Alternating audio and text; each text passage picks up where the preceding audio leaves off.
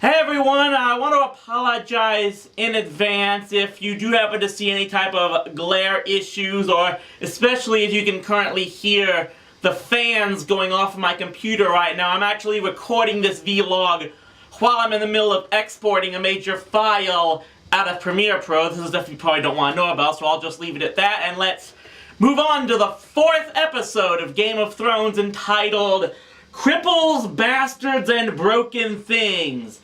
Charming title. Okay, anyway, we're 4 episodes into here, and I just gotta tell ya, I really like Tyrion, the imp. I mean, I guess the main thing is that while of all the abrasive, lecherous, jerk-ass characters in this show, he's the one who actually shows that he has some kind of a heart. And by that, he actually shows sympathy to the downtrodden characters in this series. That includes Lord Snow, who he obviously views as almost equal to him in being shunned by their families, and he shows some compassion towards Bram, because we see him giving Bram the plans for a special saddle that will allow him to ride a horse despite his crippled condition. So naturally, the episode ends with Tyrion getting arrested on Lady Stark's orders, because Lady Stark believes he's the one who actually attempted to kill Bram. I think that more than anything proves that we know it's not him, so we're just gonna have to wait and see what's going to happen in that area. Meanwhile, the rest of the episode, we open with what we knew had to be a dream sequence, because it shows Bram on his feet walking around the compound of Winterfell, which of course he eventually wakes up from. And then we're introduced to Hodor. And the only reason I'm saying it like that is because that's one of the things that I, for all intents, have a very small modicum of knowledge as to what's eventually going to happen to that character. It's obviously multiple seasons down the line.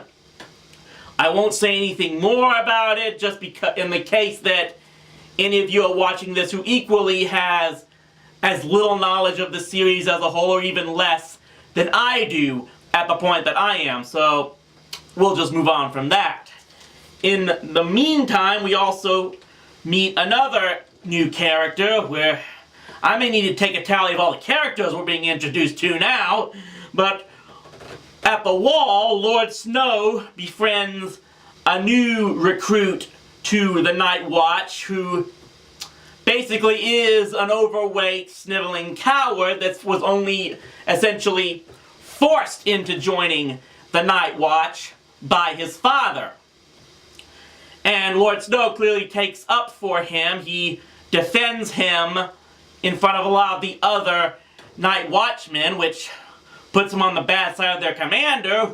And at the very least, you can kind of understand why the commander is upset, because like it's been told earlier, there are people in the Night Watch who seriously fear that something very bad is eventually going to come over the Wall, and they just don't have enough soldiers capable enough to defend them. And yet the one thing I can not help but think about through all of this is, I think of the Wall and the land beyond it, and I can't help but think, did the Wall and the wilderness in RuneScape rip off from this story, or vice versa? At the moment, I don't know which came first between RuneScape or the Fire and Ice novels. I probably should need to research that a bit more. That's just what my crazy brain thinks.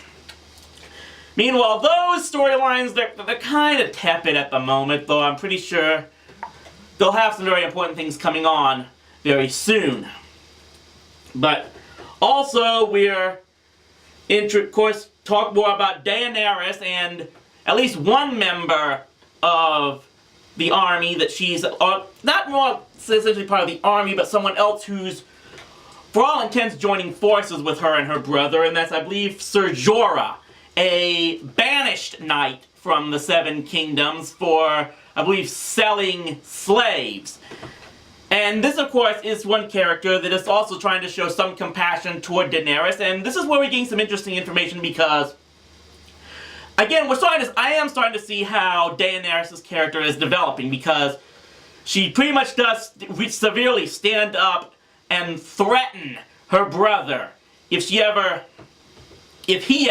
tries to attack her or hit her for insolence, I guess. She'll threaten to basically cut off his hands, and yeah, I took some pleasure out of that. But the main thing we're getting to here is that both Daenerys and Ser Jorah are essentially in agreement. Both of them, all they care about is being able to go home back across the sea, and they don't think it's going to happen because they both essentially believe that Viserys is completely incapable of leading this army, who, by the way, are so superstitious that they don't cross the sea ever. So they think that joining forces clearly with Viserys and following him is a fool's errand. So obviously that's going to develop soon, and that may be worth looking to. But the main purpose of this episode, obviously, and this is where it is starting to get compelling to me, because clearly for the majority of this season, it looks like we're going to be focusing on a mystery. The mystery of who exactly was behind the murder of the former Hand of the King, and who essentially is plotting to usurp the throne from the king. Now, obviously, the Starks believe that the Lannisters are behind it all, but there's definitely questions as to who among the Lannisters is directly involved. Now, again, consulting the notes here, Lord Stark's already dealing with the troubles of the tournament that's being put on despite his objections. But the main thing is he's inquiring about Lord Aeron's death. He learns that Lord Aeron was reading this huge history book before he died about the history, I believe, of the rulers and the hands of the king of so many years past. And he also learns that the one thing Lord Aeron was repeatedly saying right before he died was, "The seed is strong." Obviously, that's going to be of great importance. But Lord Stark is suspecting that Aeron might have been poisoned, and we hear that supposedly poison is the weapon of women, cravens, and eunuchs. Obviously, we hear that, and we're going to suspect the queen right from the start. Now, for what we've seen so far, she definitely seems like she would be the one with the motive. I'm going to wait and see on that. In the meantime, Lord Baelish, the old friend of Lady Stark, it looks like he's supposedly telling Lord Stark that she probably should suspect Aeron's former squire, Sir Hugh, who was promoted to a knight almost right after Aeron was killed. And then Sir Hugh gets killed by another knight called Sir Gregor, aka the Hound, in the jousting tournament.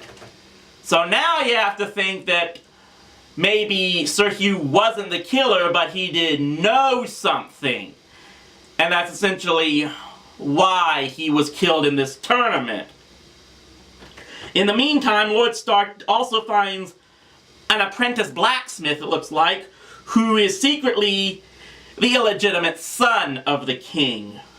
Stark tries to get a message to the king, most likely regarding this, but Jaime Lannister refuses to take it to deliver to the king because, well, Jaime Lannister hates the king with a fire of 1,000 dragon fires, especially because the king is throwing in his face his own infidelity toward Jaime's sister. In fact, in this very episode, Jaime is being forced to keep watch outside the king's room while he's involved in an orgy. Yeah, we're basically between the current ruler and the Lannisters. Yeah, there's almost, it's a definite soap opera here. It's like the Barneses and the Ewings. I guess all I can do now is, you can have to cling to those characters that we like, and almost certainly expect that they're going to get the shaft.